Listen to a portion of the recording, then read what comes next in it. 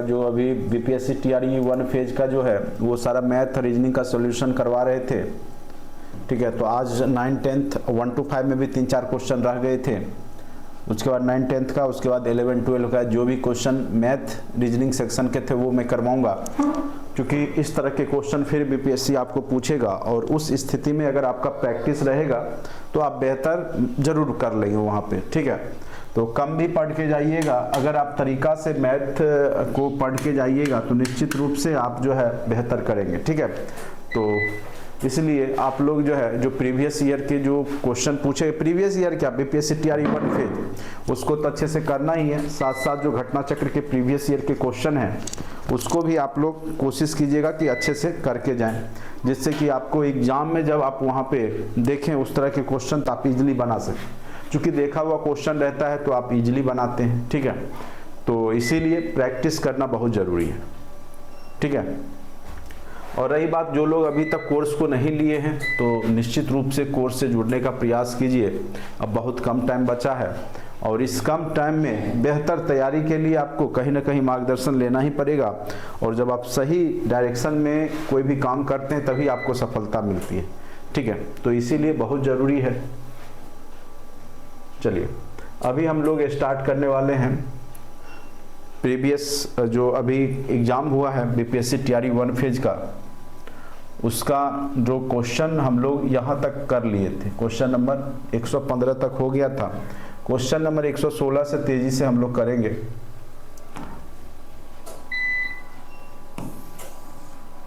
एक second, voltage up down हो रहा है।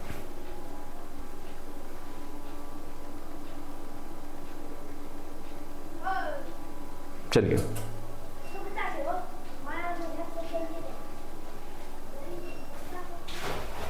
जो क्वेश्चन है सबसे पहले इसमें से कह रहा है भिन्न चुनिए, यानी ऑड इसमें से कौन हो सकता है। समूह में से भिन्न शब्द चुनिए।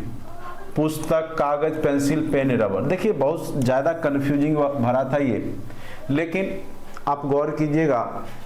ठीक है, पुस्तक क्या होता है? प्रिंट मीडिया है।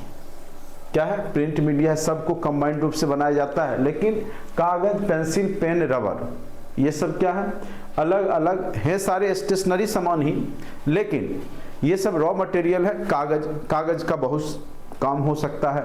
पेंसिल भी आप कई तरीका से, मतलब यहाँ पे मैक्सिमम चीज राइटिंग से जुड़ा हुआ है। ये सब क्या है? राइटिंग, लिखने से जुड़ा हुआ है।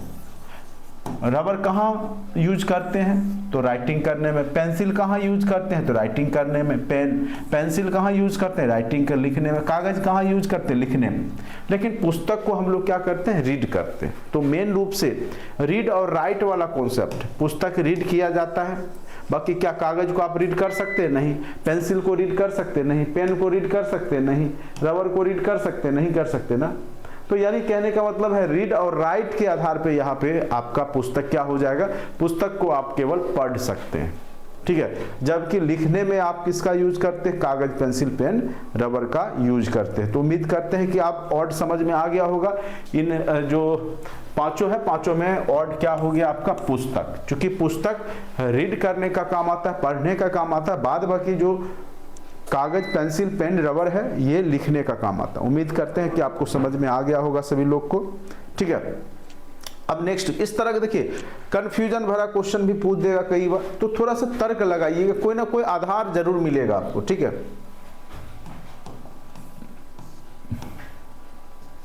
अब देखिए यहाँ पे जो इस तरह के क्वेश्चन हमने आपको पहले भी करवाया था। ठीक है, इस तरह के क्वेश्चन को हमने पहले भी आपको करवाया था, याद कीजिए। ठीक है, तो इस तरह क्वेश्चन कैसे बनाएगा? अंग्रेजी वर्णमाला में यदि क्या कहा है, यदि ए को क्या कह रहा है? 1 कह रहा है, डी को 2 कह रहा है, और आपका किसको? पी को 4 कह रहा है। तो वास्तव में ए का पोजीशन क्या होता है? ए का 1 होता है, डी का क्या होता है? 4 होता है, और पी का क्या होता है? 16 होता है। तो गौर कीजिए, अगर रूट ओवर कीजिएगा तो ये 1 हो गया, इसको रूट कीजिएगा तो 2 हो गया, इसको रूट कीजिएगा, इस बार ये 4 है। ठीक है, ये 4 था, तो इसको कीजिएगा 16 को रूट ओवर तो ये 4 हो गया। यानी जो संख्या है उसका रूट ओवर कर दिया। क्या कर दिया है? रूट ओवर कर दिया है। 3 जो है 3 दर्शाता है, किसको दर्शाएगा? स्वाभाविक सी बात है, 3 किसको दर्शाएगा? 9 को।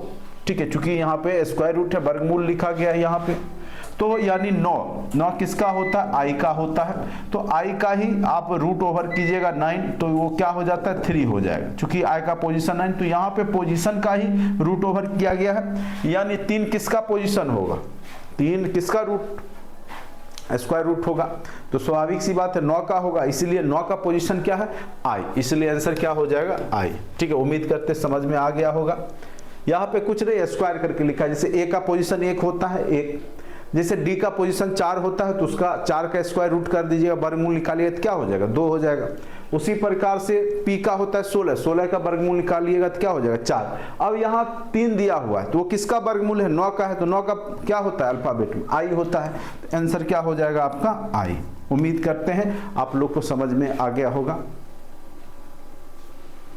जिनको भी समझ में नहीं आए किन्हीं व्यक्ति को, तो वो आप क्लास में ही पूछ लीजिएगा, बोलिएगा कि सर समझ नहीं लगा, या फिर से अगेन तो मैं फिर से आपको ये करवा दूंगा। ठीक है, लेकिन ये सब आसान से क्वेश्चन थे, तो ये सब तो इजीली लोग बनाए ही थे। ठीक है, और बाकी कंटेंट में भी वीडियो पड़े हुए रहते हैं, आराम से देखा कीजिए, ज़्यादा जो है परेशान होने की आवश्यकता आपको नहीं है। ठीक है, बहुत ज़्यादा आपको कंटेंट में हमने दे रखा है, 600-700 प्लस मटेरियल है उसमें। चलिए अब देखिए ये वाला क्वेश्चन है, क्वेश्चन नंबर 118 क्या है, दो संख्याएं 21 और 10 के अनुपात में है, यदि उनका मौसा 11 है, मौसा कितना दे दिया है 11 दे दिया है, और हमने लॉस ऑफ मौसा चैप्टर जब पढ़ाया था, आप देखिएगा कंटेंट में ये सब सेम टू सेम क्वेश्चन कराया हुआ है। कोई भी संख्या अपने मौसा का ही गुणक होती है। ठीक है, अगर रेशियो संख्या का दिया हुआ 21:10 तो इससे गुना कर लीजिए। ठीक है, तो संख्याओं का योग क्या हो जाएगा 210 गुने या तो 11 कर लीजिए क्योंकि मौसा 11 है, या फिर आप क्या कर सकते हैं संख्या निकालिएगा, तो पहली संख्या 21 गुने आप कर सकते हैं 11, दूसरी संख्या 10 गुने 11, दोनों का वैल्यू निकाल करके जोड़ दीजिए, नहीं तो सीधे आप दोनों को जोड़ लीजिए, 21 10 31 गुने आप 11 कर लीजिए, चूंकि योग है और मौसा का गुणक ही होता है, तो 31 गुने 11 करेंगे तो 341 हो जाएगा। कितना हो गया है 341 हो गया, तो आंसर क्या हो गया 341 हो गया। या अलग अलग करके भी कर सकते हैं। ठीक है, 21 गुने 11 और 10 गुने 11 को अलग अलग करके भी आप जोड़ सकते हैं। तो कोई भी संख्या अपने मौसा का ही क्या होता है गुणक होता है, इतना जानिए। और रेशियो दे रखा है, दो संख्याओं का रेशियो 21:10 है, तो स्वाभाविक सी बात है जो पहली संख्या होगी 21 गुने 11 होगी और दूसरी संख्या 10 गुने 11 होगी, दोनों को गुणा करके जोड़ दीजिए, या तो दोनों को जोड़ कर, चूंकि योग पूछ रहा है तो दोनों को का योग कर लीजिए, 21 10 31 उससे गुना कर दीजिए, बात बराबर है। आंसर क्या हो जाएगा 341, ऑप्शन नंबर ए। उम्मीद करते हैं समझ में आ गया होगा। नहीं समझ में आया, लॉस ऑफ मौसा चैप्टर कराया हुआ कंटेंट में सेम क्वेश्चन आपको हमने एग्जाम से पहले ही बता रखा था। अब देखिए, एक स्मार्टफोन को P रुपया में बेचने पर 10% का लाभ होता है। ठीक है, और स्मार्टफोन को Q रुपये में बेचने पर 4% की हानि होती है। स्वाभाविक सी बात है जब बेचने पर 10% का लाभ होगा तो स्वाभाविक सी बात है वह अपने मूल्य का 110% पे बिका होगा, 110% पे ही बिका होगा जब 10% लाभ होता है। लाभ गुने 100 बटे क्रय मूल्य, यानी यहाँ पे अगर 100 रुपया मान के चलिए प्रतिशत लाभ है, 100 रुपया का वस्तु है तो 10% लाभ हुआ तो 110 में बिका होगा, क्योंकि प्रतिशत है तो 100 मान के हम बना लिया। और दूसरा में बोला कि Q जो P है और Q को बेचने में क्या बोला 4% की हानि होती है। ठीक है, तो 4% की हानि होती है, तो यहाँ पर 100 अगर मान के चलिए मूल्य है तो 4% की हानि हो गई तो 96% में बेचा। ठीक है, P और Q का रेशियो हो गया, पूछ रहा है P और Q का रेशियो, तो ये रेशियो कर लिए, 110% दोनों में कट के अनुपात 96, एक तो ये हो ही गया। दूसरा 55 इसको काटेगा 55:48 भी हो गया। कई लोग कंफ्यूज हो गए, 55:48 तो मार दिए, लेकिन बीपीएससी ने दोनों आंसर माना और इसका आंसर क्या बोला 1 से अधिक होगा चूंकि रेशियो में। लेकिन अगर आप यही क्वेश्चन जब मेंस में बनाया जाता है बीपीएससी में प्रशासनिक सेवा वगैरह, तो न्यूनतम जब तक आप नहीं निकालिएगा तब तक आपको मार्क्स नहीं दिया जाता है, क्योंकि रेशियो सबसे छोटा निकालना पड़ता है काट करके। तो 110:96, लेकिन यहाँ पे दोनों आंसर माना गया बीपीएससी के द्वारा, 110:96 और 55:48, इसलिए आंसर इसका 1 से अधिक हो जाएगा। इसका आंसर क्या हो जाएगा? 1 से अधिक, क्योंकि दोनों का रेशियो 110:96 आया, उसको अगर काटिएगा 2 से भाग दीजिएगा तो 55:48 भी हो जाएगा। क्वेश्चन नहीं दिख रहा है, क्वेश्चन आपको भेजा गया है, उससे देख लीजिए। नहीं दिख रहा है तो घबराने की क्या बात। 1 to 5 का क्वेश्चन भेजा गया था ना आप लोग को? नहीं भेजा गया, फिर से मैं भेज देता हूँ ग्रुप में, मैं भेज देता हूँ, आप लोग फिर से जो है देख लीजिएगा। क्वेश्चन आप सामने रखिए, अगर नहीं दिख रहा है तो ऐसे दिखना चाहिए, इतना भी तो ऐसा नहीं है कि नहीं दिख रहा होगा। हाँ, वाइट बैकग्राउंड पे थोड़ा सा डिजिटल बोर्ड पे लाइट इफेक्ट के कारण थोड़ा कम दिखता होगा जरूर, लेकिन दिखेगा जरूर।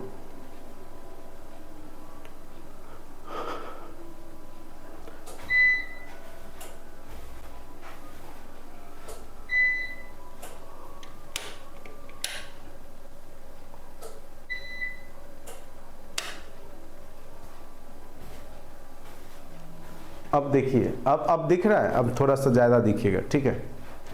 चलिए, वाइट बैकग्राउंड में थोड़ा सा प्रॉब्लम होता है डिजिटल बोर्ड पे, सबको प्रॉब्लम होता है, सब संस्थान में आप देखिए वाइट बोर्ड पे आपको उतना स्पष्ट नहीं दिखाई देगा, क्योंकि लाइट क्या करता है, वाइट रिफ्लेक्ट कर देता है, और रिफ्लेक्ट जो कि होगा, इसीलिए मैं ग्रीन बैकग्राउंड यूज करता हूँ जनरली अपने पीडीएफ में।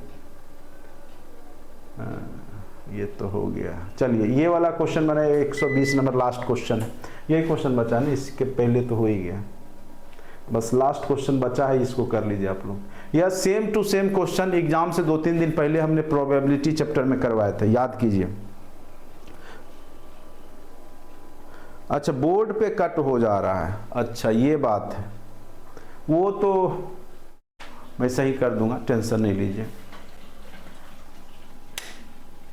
बोर्ड इसको छोटा कर देते तो फिर तो बड़ा, इसलिए मैं कर देता हूँ ना कि आपको थोड़ा स्पष्ट दिखे, बाकी इसको छोटा कर दे कटेगा ही नहीं। चलिए, अब बनाइए, इस क्वेश्चन को बनाइए।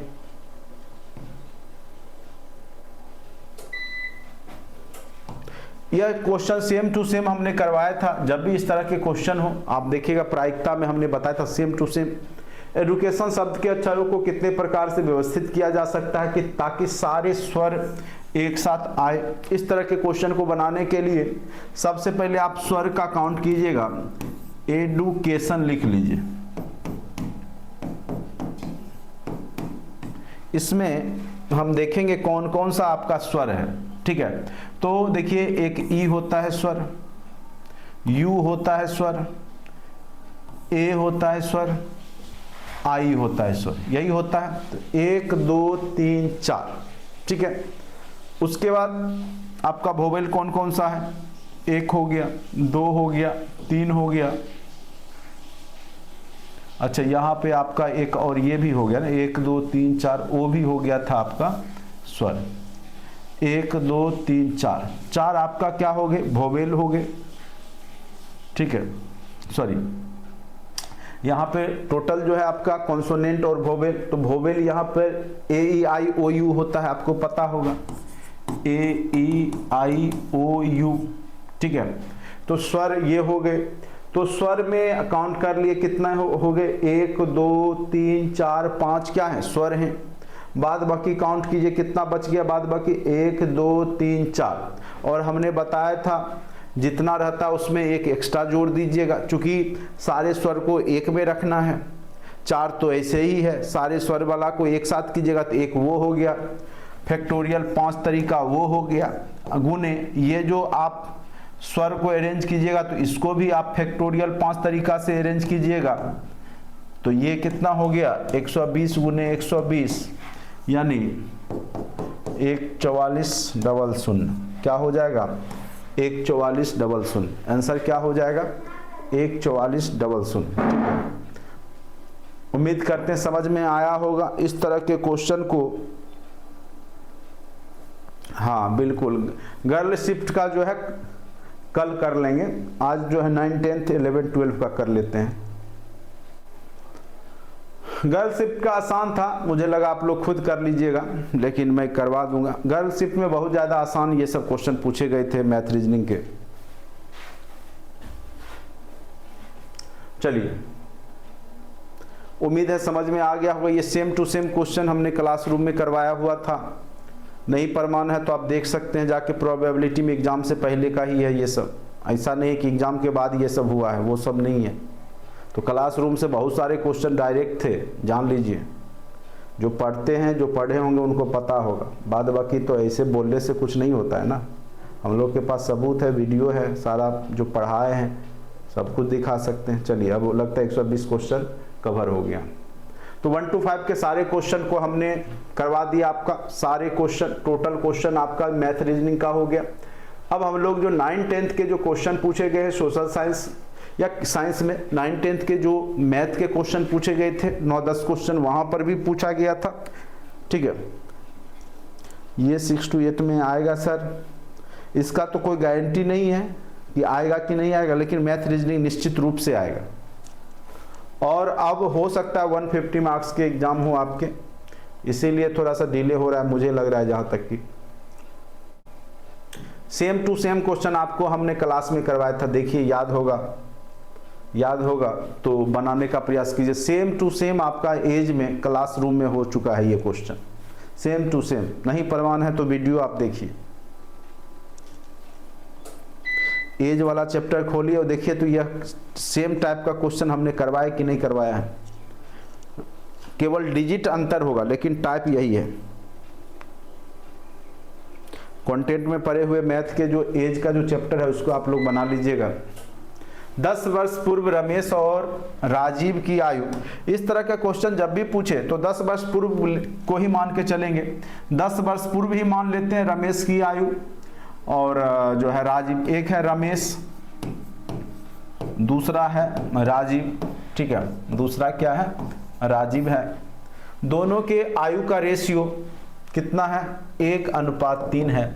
और अनुपात समानुपात चैप्टर में हमने बताया था, अपने मन से आप x लगा सकते हैं, चूंकि दोनों में कट ही जाएगा। अनुपात मतलब बटा होता है, x कट गया, बात बराबर है, इसलिए कि वैल्यू निकालने में आपको आसानी हो। अब से 5 वर्ष पश्चात, ये 10 वर्ष पहले का बात माने हैं, तो 10 वर्ष पहले तो वर्तमान में आने के लिए 10 वर्ष जोड़ना पड़ेगा। और बोलता है 5 वर्ष बाद यानी 15 वर्ष, यानी 10 साल पहले से 15 वर्ष जोड़िएगा, तब जाकर के आप यहां तक पहुंच जाइएगा। 1x रेशियो का मतलब ही होता है बटा 3x प्लस 15 जब कीजिएगा, चूंकि 10 वर्ष पहले ही मान लिए, 10 वर्ष पूर्व ही दिया हुआ है, तो वर्तमान में आने के लिए 10 जोड़िएगा, और फिर वर्तमान से 5 साल आगे जाने के लिए 5 और जोड़िएगा, तो टोटल 15 जोड़ दीजिएगा ना। और वह किसके बराबर हो रहा है, तो 2/3 के बराबर हो जा रहा है, यही कह रहा है। अब इसको सॉल्व कर लीजिए। 3x plus 45 equal to 6x plus 30। ऐसा करते हैं, उधर लेके जाते हैं, 6x में से 3x, और इधर से इधर ले आते हैं, 45 में से 30 गया 15, तो x इक्वल टू क्या आ गया, 5। x इक्वल टू जब 5 आ गया तो स्वाभाविक सी बात है, 10 वर्ष पूर्व कितना हो गया, रमेश की आयु 5 साल। 10 वर्ष पूर्व राजीव की आयु कितना हो गया, 5 दिया 15, क्योंकि यहाँ पर 1x 3x माने 15 हो गया। ये 10 वर्ष पूर्व की बात, तो वर्तमान आयु का अनुपात बोल रहा है, तो दोनों में 10-10 जोड़ दीजिए। क्योंकि ये 10 वर्ष पूर्व है तो ये 15 हो जाएगा और ये 25 हो जाएगा। रेशियो निकालिएगा, 5 दिया 15, 25। रेशियो क्या आ गया, 3:5। ऑप्शन नंबर बी में है 3:5। ऑप्शन नंबर बी में है आपका 3:5 दिया हुआ। आप देखिए ऑप्शन नंबर बी में क्या है, 3:5 है। तो इस तरह के क्वेश्चन को इसी प्रकार से आप लोग बनाइएगा। ठीक है, उम्मीद करते समझ में आ गया होगा। जब भी इस तरह का क्वेश्चन हो, बोले 10 वर्ष पूर्व, तो उसी समय का मान लीजिए, रेशियो लिख लीजिए। वर्तमान में आने के लिए फिर 10 जोड़ दीजिए, फिर अगर आगे जाना है तो फिर उतना वर्ष जोड़ दीजिए, और रेशियो दिया उसको बराबर कर दीजिए। जैसे जैसे क्वेश्चन कहता है वैसे वैसे कीजिएगा, निश्चित रूप से आप बना लीजिएगा। उम्मीद करते सबको समझ में आ गया होगा। नहीं आया है तो आप पूछ सकते हैं। सबको समझ लग गया, सबको समझ लग गया। मैं बार बार इसलिए बोलता हूँ मैथ रीजनिंग कीजिए 1 to 5 में भी मैंने बोला था कि मैथ रीजनिंग पे फोकस कीजिए, रिजल्ट उन्हीं का बनेगा और वही हुआ। तो 6 to 8 में भी वही स्थिति होने वाला है, जिनका मैथ रीजनिंग बनेगा उन्हीं का रिजल्ट बनेगा, जान लीजिए।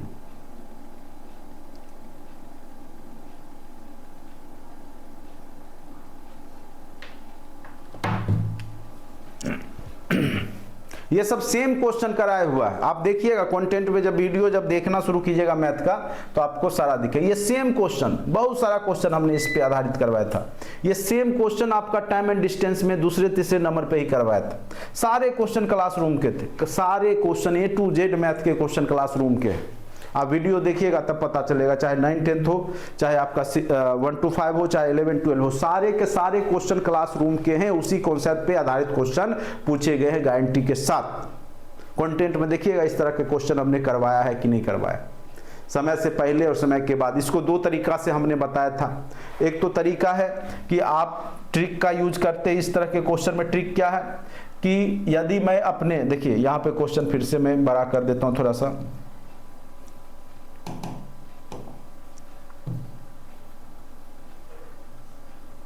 दिख पा रहा होगा अब आप लोग को।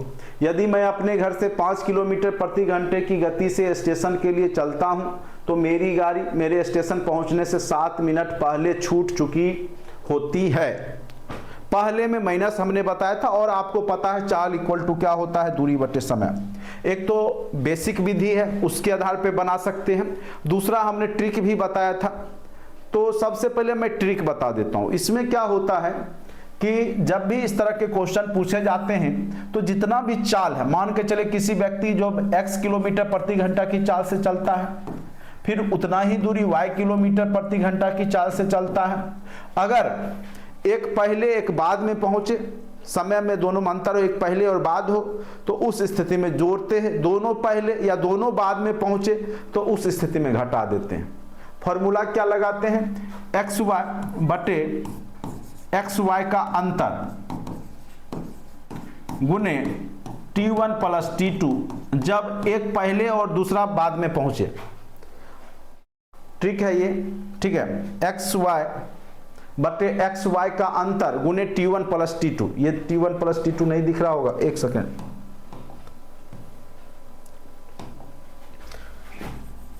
xy बटे xy का अंतर, अंतर मतलब बड़ा में से छोटा घटाइएगा, गुने t1 प्लस t2। जब यह स्थिति रहे कि एक पहले पहुंच जाए, कुछ मिनट पहले या कुछ घंटा पहले, और दूसरा जब चाल चले तो कुछ समय बाद पहुंचे, उस स्थिति में t1 प्लस t2 करते। डायरेक्ट बनाइएगा, आंसर आ जाएगा। ठीक है, बना करके दिखा देते हैं आपको। दोनों विधि हमने बताया था, एग्जाम से पहले बता रखा था। ये सब क्वेश्चन डायरेक्ट क्लासरूम में करा रखा था। अब नहीं पढ़ते होंगे आप लोग, वो अलग बात है। अभी भी मैं बार बार बोलता है कंटेंट में पढ़े वीडियो को देखिए, 100% सारे क्वेश्चन वहीं से आते हैं। अब आपकी भरोसा की बात है, आप लोग हल्ला करने वाले टीचर को ज़्यादा सोचते हैं कि वो ज़्यादा आपका सही करवा देगा, और वो आपको लेके डूब जाता है। यदि मैं अपने घर से 5 किलोमीटर प्रति घंटा की गति से स्टेशन के लिए चलता हूँ तो मेरी गाड़ी स्टेशन पहुंचने से 7 मिनट पहले छूट चुकी है। तो पहला का चाल कितना है, 5, x का मान 5 हो गया। और दूसरा, किंतु यदि मैं 6 किलोमीटर प्रति, दूसरे का चाल क्या है 6, 5 और 6 का अंतर कर लीजिए, 6 में से 5 घटा लीजिए। और यहाँ पे पहले और यहाँ क्या पहले छूट चुका है, यानी वो बाद पहुंचा है, 7 मिनट बाद पहुंचा है, और ये पहले पहुंच गया। तो 7 प्लस 5, चूंकि मिनट में है तो इसको घंटा में बदलिए, चूंकि ये आपका चाल क्या था, घंटा में था, प्रति घंटा में है। निकाल लीजिए, 6 पचे 30 बटे 6 में से 5 गया 1, गुने ये क्या हो गया 7 5 12 बटे 60। ठीक है, तो यही आपका डिस्टेंस हो जाएगा। 30 दूनी 60, 2 छक्का 12। आंसर क्या हो गया 6 किलोमीटर। आंसर क्या हो गया, बीच की दूरी क्या हो गई 6 किलोमीटर। ये तो ट्रिक की बात रही, ट्रिक हमने अच्छे से बताया था। नहीं प्रमाण है तो टाइम एंड डिस्टेंस खोलिए, सेम टू सेम क्वेश्चन हमने कराया है कि नहीं कराया है देख लीजिए अच्छे से, तब आपको क्लियर हो जाएगा। ठीक है, अब अगर आप इसको विधि से बनाइएगा तब कैसे बनाइएगा वो देखिए। चाल इक्वल टू क्या होता है, आप ही लोग बताइए, चाल इक्वल टू क्या होता है। चाल इक्वल टू क्या होता है, दूरी बटे समय, दूरी बटे क्या होता है, समय होता है। चूंकि स्टेशन और घर के बीच की दूरी फिक्स रहेगी, ये तो नहीं है कि जाने आने के क्रम में घट जाएगा या दूसरा व्यक्ति जाएगा तो बढ़ जाएगा।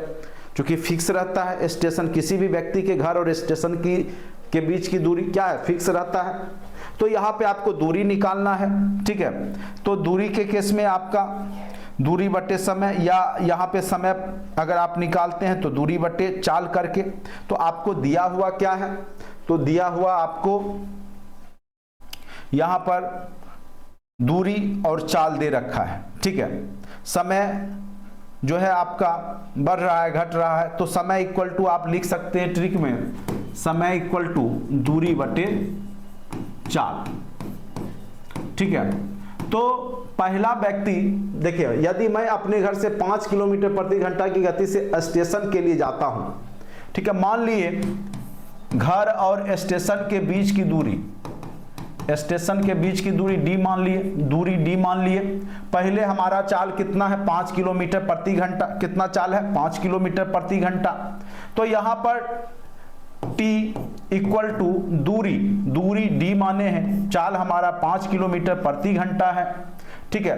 तो 7 मिनट पहले छूट चुकी है, पहले छूट चुकी है, यानी हमको पहुंचना चाहिए था 7 मिनट पहले, यानी 7/60 लिख सकते हैं घंटा के हिसाब से।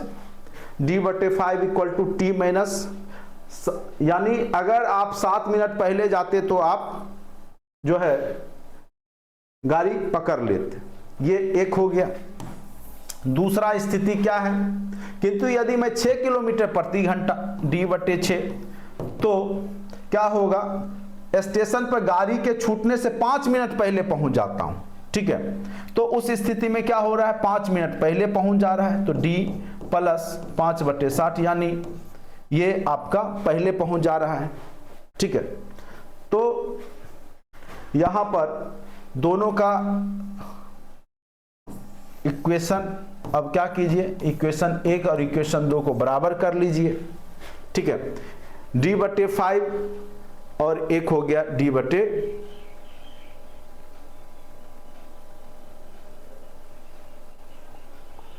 तो दोनों को बराबर की, दोनों को घटाइए, ठीक है। एक सेकेंड,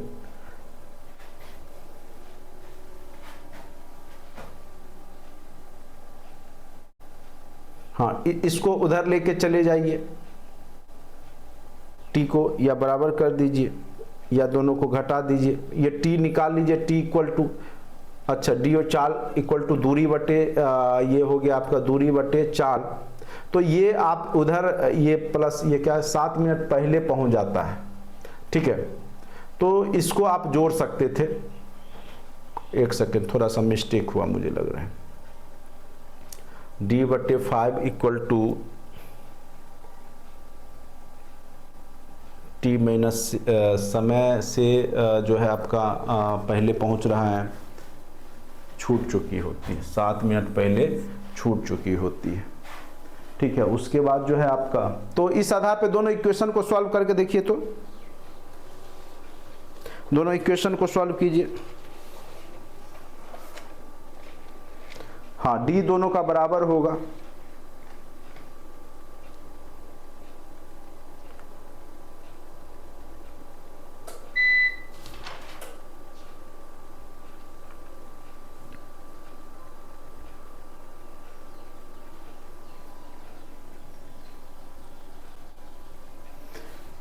चलिए इसको थोड़ा सा रुकिए, इसको जो है चाल, समय को ही यहाँ पे निकाल लीजिएगा। समय इक्वल टू दूरी बटे चाल हो गया था, तो d बटे आपका पहला क्या था 5, और चूंकि यह समय पहले पहुंचता है तो माइनस 7/60 कर लीजिए, t इक्वल टू, और दूसरा टाइम पे जब निकालेगा d/6, और ये क्या हो जाएगा, तो आपका 5 पहले पहुंच जाता है तो 5/60। अब इक्वेशन 1 और इक्वेशन 2 को क्या कीजिए, बराबर कर लीजिए, तो d/5 minus 7/60 equal to d/6, ठीक है, प्लस 5/60। अब बराबर कीजिएगा, d का वैल्यू निकल जाएगा। अब इसको कीजिएगा, d/5 minus d/6 equal to 5/60 plus 7/60, ये जब कीजिएगा तो एलसीएम हो जाएगा 30, 6 पचे 30, यहाँ पे आपका हो गया 6D minus 5D equal to 12/60, यही हो गया 12 पचे 60, 5 हो गया। तो यहाँ पे कितना हो गया देखिए 1D, D इक्वल टू 30/5, यानी यहाँ पर भी आपका क्या हो गया 6 किलोमीटर आ गया। ठीक है, तो यहाँ पे थोड़ा सा ध्यान दीजिएगा, यदि पहले घर 5 किलोमीटर प्रति घंटा की गति जाता है स्टेशन के लिए चलता है, तो मेरी गाड़ी मेरे स्टेशन पहुंचने 7 मिनट पहले छूट चुकी है। ठीक है, तो समय टोटल कितना लगा है, तो D/5 की चाल से और 7 मिनट पहले। ठीक है, तो 7/60 यहां पे कर दिए।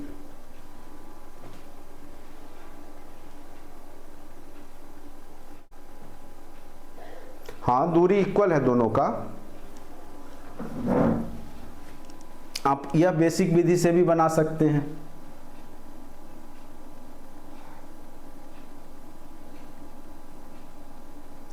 गाड़ी जो है यहाँ पे 7 मिनट पहले छूट चुकी है, अगर सही समय रहता सही समय पर तो यानी 7 मिनट पहले पहुंचना था, और वही 5 मिनट जो है पहले पहुंच जाता, यानी उसको 5 मिनट बाद में पहुंचना था, तो इसलिए +5 कर दिए समय, यानी गाड़ी पकड़ने का समय दोनों का निकाल दिए। और चूंकि दोनों का गाड़ी का पकड़ने का समय तो सेम ही है, तो दोनों को बराबर कर दिए। उम्मीद करते समझ में आ गया होगा।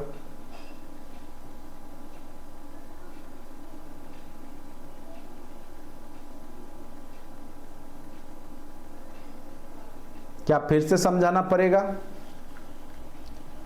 देखिए यहां पे आप निकाल सकते हैं चाल इक्वल टू क्या होता है, दूरी बटे समय।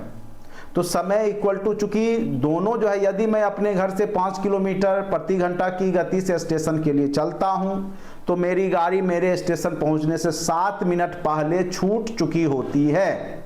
यानी सही समय क्या था, 7 मिनट पहले। तो पहले में हम माइनस कर देते, तो D/5 माइनस 7/60।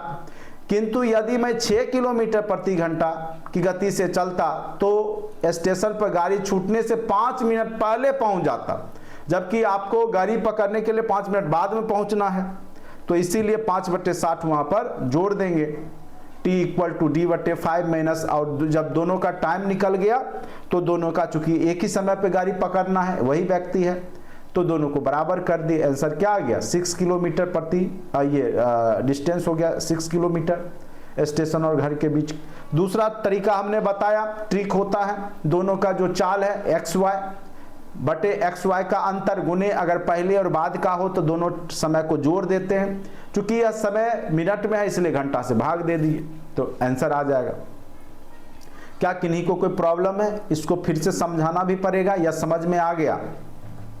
जल्दी बतावें, क्या समझ में आ गया या फिर से समझाना पड़ेगा? थोड़ा सा कॉन्सेप्ट है इसमें, बताइए समझ आ गया कि फिर से समझाना पड़ेगा?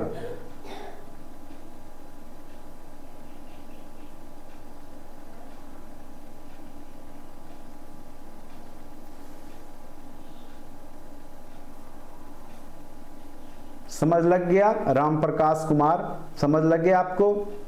समय जो है गाड़ी पकड़ने का हमने निकाल लिया। देखिए मेन है कि इसका ट्रिक का भी यूज करके बना सकते हैं और बेसिक विधि से भी बना सकते हैं। बेसिक विधि में थोड़ा ये समझना होगा, अगर पहले है तो उसको घटाना पड़ेगा, बाद में होगा तो जोड़ना पड़ेगा। पहले पहुंच जा रहा है, ठीक है, या छूट चुका है तो स्वाभाविक सी बात है। यहां क्या था, तो मेरी गाड़ी स्टेशन पहुंचने 7 मिनट पहले छूट चुकी है, यानी अगर यह सही समय पे आता 7 मिनट पहले आता, और एक 5 मिनट बाद आता, यानी वह सही समय पे आता, तो 5 मिनट बाद में आता, चूंकि वह 5 मिनट पहले आ जाता है। तो दोनों का सही समय जो गाड़ी पकड़ने का है निकाल दिया और दोनों को बराबर कर दिया, डी का वैल्यू निकल गया। बाद बाकी इस तरह के क्वेश्चन टाइम एंड वर्क में हमने करा रखा है, और सॉरी टाइम एंड डिस्टेंस में, उसको आप लोग देखिएगा, समझ में आ जाएगा सारा।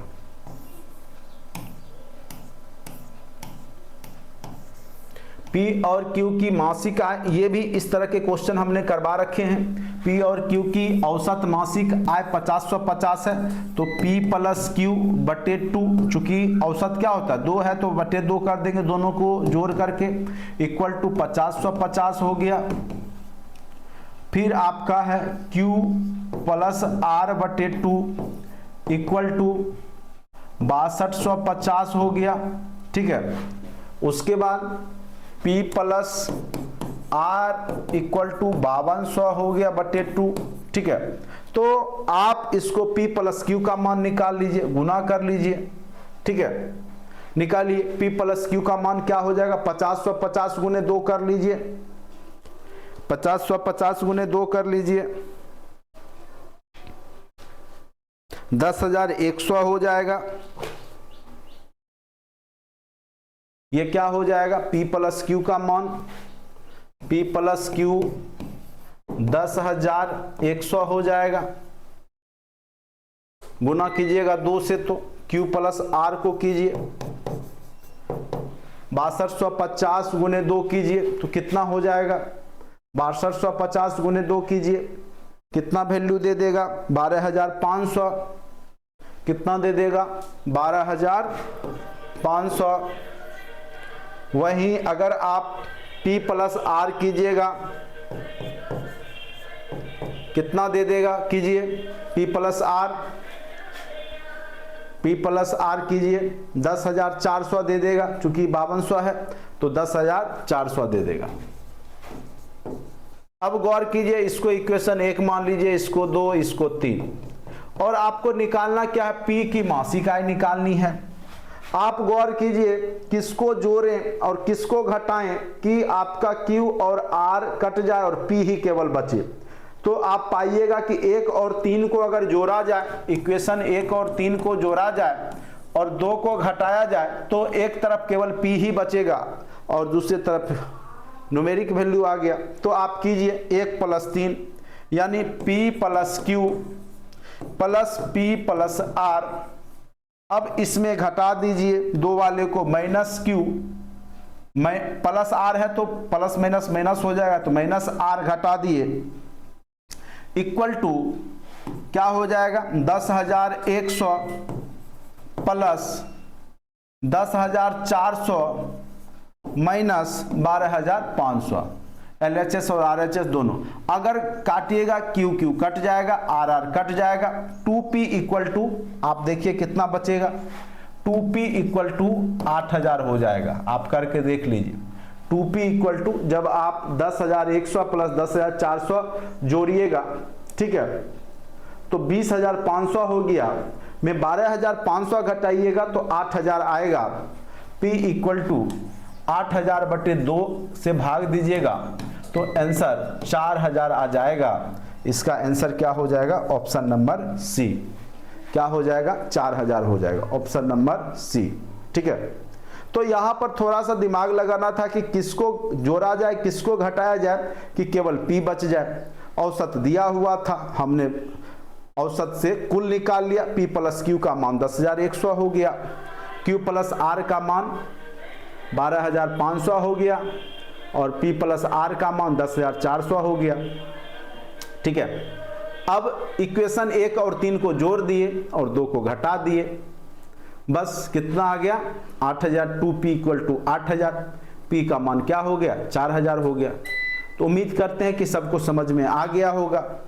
नहीं आया है तो औसत चैप्टर हमने पढ़ा रखा है, इस तरह के क्वेश्चन वहां पे आपको दिखाई देंगे।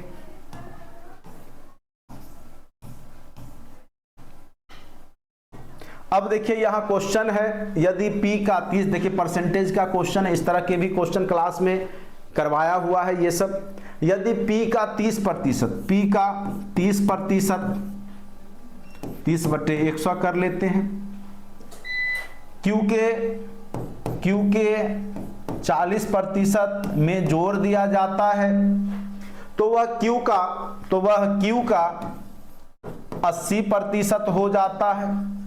क्या हो जाता है, Q का 80% हो जाता है, ठीक है। तो सबसे पहले P और Q का रेशियो निकालिए, तो 30P/100 इसको लिख सकते हैं और 80 क्यू उधर जाएगा तो माइनस 40 क्यू, तो 80 में से 40 गया तो 40 क्यू बटे 100, ये गया कट गया, ये काट सकते हैं। P बटे क्यू इक्वल टू आप लिख सकते हैं 4/3, ये रेशियो आ गया। अब पूछ रहा है क्यू पी का कितना प्रतिशत है, तो 3/4 कितना प्रतिशत है, तो 100 से गुना कर लीजिए, तो 4 से 25 बार में 25 या 75, यानी 75% आंसर हो जाएगा। आंसर क्या हो जाएगा 75%, आंसर क्या हो जाएगा 75%। क्या सबको समझ लग गया कि नहीं, कोई दिक्कत भी है? जैसे जैसे क्वेश्चन कह रहा था वैसे वैसे किए, रिजल्ट तक पहुंच गए।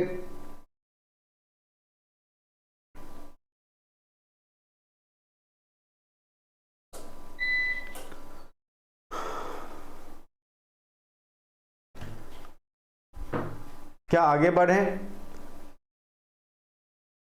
आगे बढ़ें क्या? समझ लग गया? P और Q का रेशियो आ गया P बटे Q। पूछ रहा है लास्ट में Q P का कितना प्रतिशत है, Q का मान कितना आया 3, कितना प्रतिशत है P का, तो जिससे कंपैरिजन कराना होता है उससे भाग देते हैं और गुना 100 कर दिए, तो आंसर क्या आ गया 75। अगर समझ नहीं लगा तो परसेंटेज और रेशियो चैप्टर को अच्छे से पढ़िएगा, उसके बाद ये देखिएगा अच्छे से समझ में आएगा। ये सब क्वेश्चन डायरेक्ट क्लासरूम में करवाए हुए हैं, डायरेक्ट रेशियो में देखिए ये सब सेम क्वेश्चन करवाया हुआ है, ठीक है। 5:2:4:3 में धन का वितरण किया जाना है। यदि C को D से 1000 अधिक मिलते हैं, ठीक है। बनाइए आप लोग, आसान सा क्वेश्चन है, आसान सा क्वेश्चन है, बनाइए।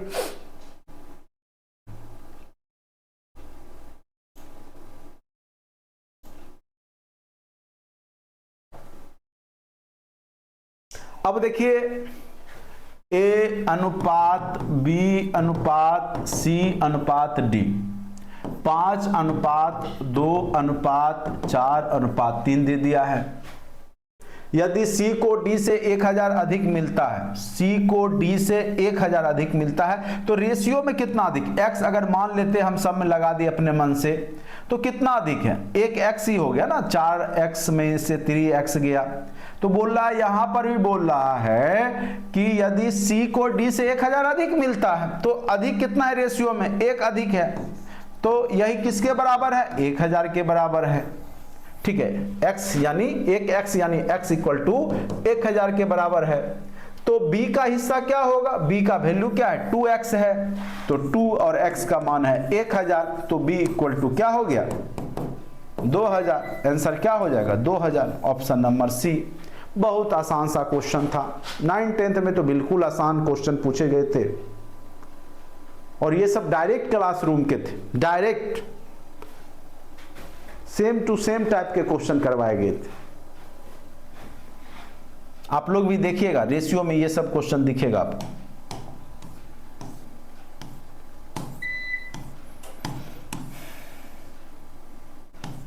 चलिए हिंदी में, ये भी क्वेश्चन क्लासरूम के ही है, सेम क्वेश्चन है क्लासरूम का, प्रॉफिट लॉस में। एक दुकानदार एक घड़ी बेचते समय बिक्री मूल्य पर 5% का छूट देता है। यदि वह उस पर 6% का छूट देता, यानी 1% ज्यादा छूट देता, तो पहले से वह 15 रुपया कम लाभ मिलेगा। तो वही 1% 15 के बराबर हो गया। तो कोई भी वस्तु अपने 100% के बराबर मूल्य होता है, तो 100% इक्वल टू क्या हो गया 15 गुने 100, यानी 1500 रुपया, यानी 1% 15 के बराबर है। तो इसको आप ऐसे लिख सकते थे 1/100 इक्वल टू 15, ठीक है। तो x अपने मन से भी लगा सकते, तो 100% वो किसके बराबर हो गया 1500 के बराबर हो गया। आंसर क्या हो गया 1500 रुपया, ऑप्शन नंबर बी। बहुत आसान सा क्वेश्चन है, नहीं पढ़े हैं तो जान लीजिए। जब किसी घड़ी बेचते समय विक्रय मूल्य 5% छूट देता डिस्काउंट, अगर वह उस पर 6% देता तो 15 रुपया कम मिलता, यानी 1% ज्यादा देता है। तभी तो उसको 15 यानी 1% 15 रुपया के बराबर है, तो 100% 1500 के बराबर होगा। सिंपल सी बात है, आंसर क्या हो जाएगा 1500। बहुत आसान सा क्वेश्चन है। अब देखिए यहां पर दिया है 3 संख्याएं 3:4:5 में है, तो आप लिख सकते हैं ये same question, same ditto question आपके क्लासरूम का ही किया हुआ है। नहीं प्रमाण है तो आप कंटेंट में जाइएगा, रेशियो में देखिएगा सेम क्वेश्चन है कि नहीं है। 3:4:5 में है तो ये अपने मन से x लगा सकते हैं। उनमें सबसे बड़ी और छोटी संख्याओं का योग, सबसे बड़ी 5 है और सबसे छोटी का योग 3x + 5x, संख्याओं का योग। दूसरी संख्या 4x है, दूसरी, ये पहली हो गई, ये दूसरी हो गई, ये तीसरी हो गई, तथा 52 के योग के बराबर है, 52 कर दिए। 5 3 8x - 4x = 52, 4x = 52, तो x = 13। अब पूछ क्या रहा है, सबसे छोटी संख्या, और सबसे छोटी संख्या 3x है, x का मान 13 हो गया, तो 13 × 3 कितना हो गया 39। तो सबसे छोटी संख्या क्या हो गई, option number B 39। Same to same question कराए गए थे।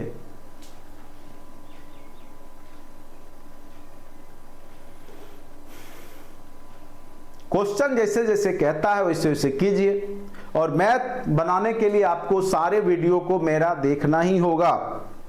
मैं इसीलिए बोल रहा हूं बार बार मैथ पढ़ने के लिए, चूंकि मैथ वालों का ही रिजल्ट बनेगा, मैथ रीजनिंग।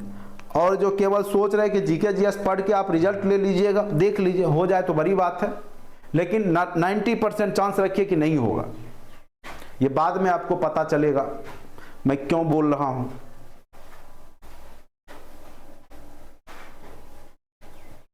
तो मैथ अगर नहीं पढ़े हैं तो पढ़िए, वीडियो कंटेंट में डाला हुआ है अच्छे से।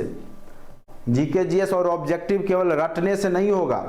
आप लोग को लगता है कि जो ऑब्जेक्टिव टीचर पढ़ाता है तो वो बहुत अच्छा काम कर रहा है, वो आपके साथ गलत कर रहा होता है, जान लीजिए। जो टीचर आपको ऑब्जेक्टिव पढ़ा रहा है आपके साथ गलत कर रहा है, वो आपको धोखा दे रहा है, आपको ठग रहा है, जान लीजिए।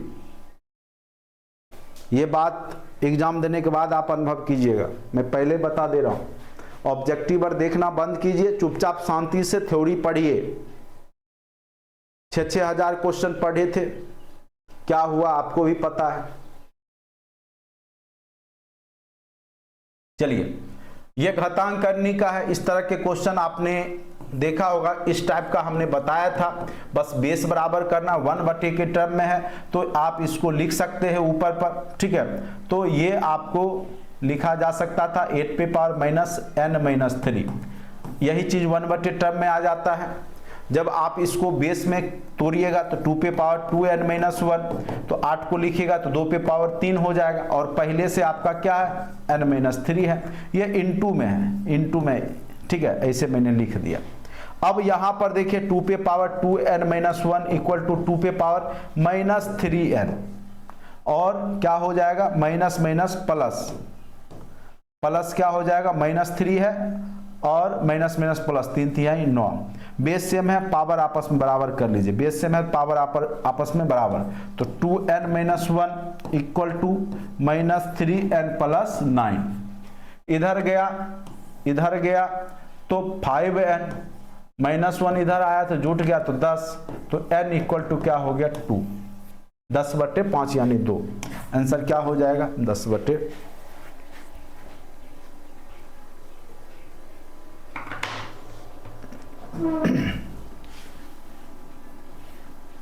तो उम्मीद करते हैं कि आप लोग को समझ में आया होगा,